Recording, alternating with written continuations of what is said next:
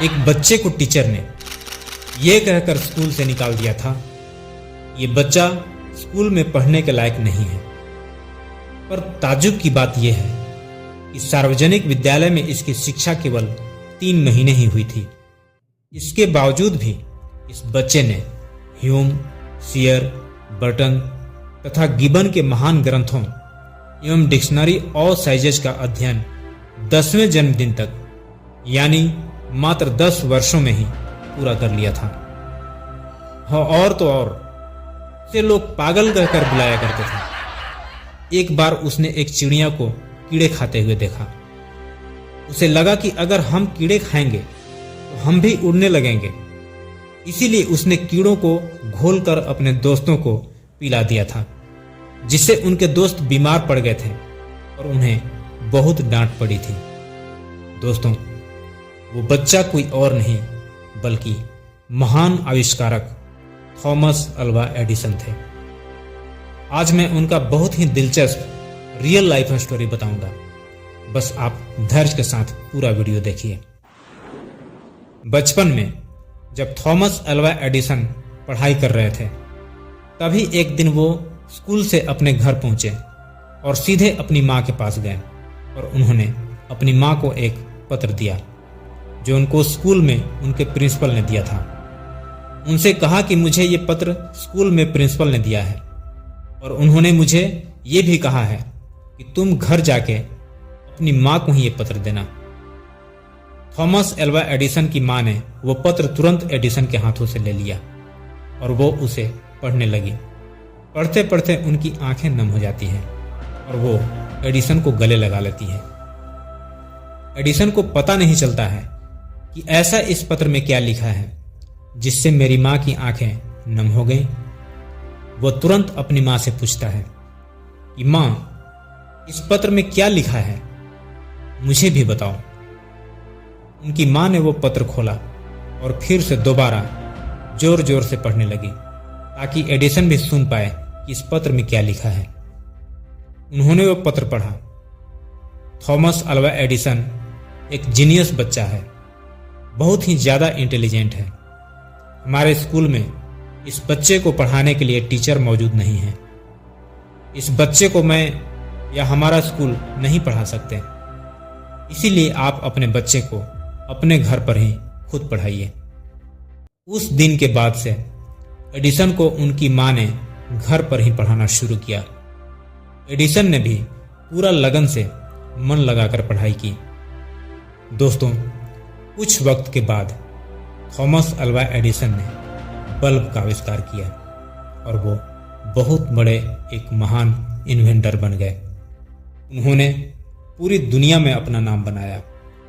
उनका पहला आविष्कार इलेक्ट्रिक वोट रिकॉर्ड मशीन था, लेकिन उन्हें पूरी दुनिया में इलेक्ट्रिक बल्ब की वजह से पहचान मिली। इसी बीच एडिसन की मां का देहांत हो जाती है, जिससे अल्वा को काफी दुख हुआ। एक दिन जब एडिसन घर की साफ सफाई कर रहे थे, तभी उन्हें एक पत्र मिलता है और ये पत्र वही पत्र था जो बचपन में एडिसन को स्कूल में प्रिंसिपल ने दिया था और कहा था तुम ये पत्र अपनी मां को ही देना। वो इस पत्र को खोलते हैं और पढ़ते हैं। आपका बेटा दिमाग से कमजोर है, वो मानसिक रूप से बहुत ज्यादा कमजोर है। हम आपके बेटे को अपने स्कूल में नहीं पढ़ा सकते, आप इसे घर पर ही रखें।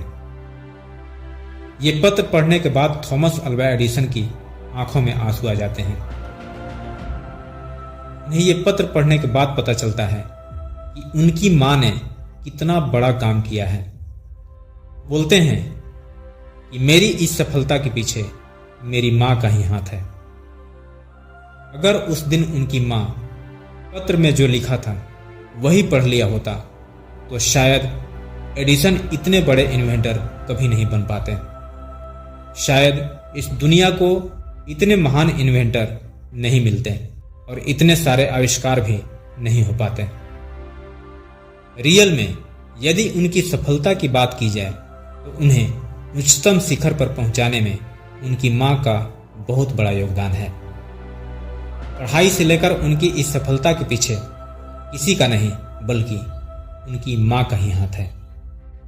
एडिसन 12 वर्ष की आयु में फलों और समाचार पत्रों के विक्रय का धंधा करके परिवार को प्रतिदिन $1 की सहायता देने लगे थे। वे रेल में पत्र छापते और वैज्ञानिक प्रयोग करते। तार प्रसरण में बहुत ही निपुणता प्राप्त करके मात्र 20 वर्ष की आयु तक एडिसन ने तार कर्मचारी के रूप में नौकरी की थी। जीविकोपार्जन से बचे समय को एडिसन प्रयोग और परीक्षण में लगाते थे। उस महान आविष्कारक थॉमस एल्वा एडिसन का जन्म ओहायो राज्य के मिलेन नगर में 11 फरवरी 1847 ईस्वी को हुआ था और मेनलो पार्क और वेस्ट ऑरेंज के कारखानों में एडिसन ने 50 वर्ष तक अथक परिश्रम से 1093 आविष्कारों को पेटेंट कराया। अनवरत कान के दर्द से पीड़ित रहने पर भी अल्प मनोरंजन, निरंतर परिश्रम, असीमित धैर्य, आश्चर्यजनक स्मरण शक्ति और अनुपम कल्पना शक्ति द्वारा एडिसन ने इतनी सफलता पाई। मृत्यु को भी उन्होंने गुरुतर प्रयोग के लिए दूसरी प्रयोगशाला में पदार्पण समझा। मैंने अपना जीवन कार्य पूर्ण किया, अब मैं दूसरे प्रयोग के लिए तैयार हूं। इस भावना के साथ विश्व की इस महान उपकारक विभूति ने 18 अक्टूबर 1931 को दुनिया को अलविदा कह गए। दोस्तों, इनके महान जीवन के घटनाओं से आप क्या सीखें और ये कहानी कैसी लगी एंड अगला वीडियो किस टॉपिक पर चाहिए, कमेंट करके जरूर बताइएगा। हमारे साथ जुड़े रहने के लिए इस चैनल को जरूर सब्सक्राइब और लाइक शेयर करें। मैं मिलता हूं अगले वीडियो में एक नए टॉपिक के साथ। तब तक के लिए जय हिंद, वंदे मातरम।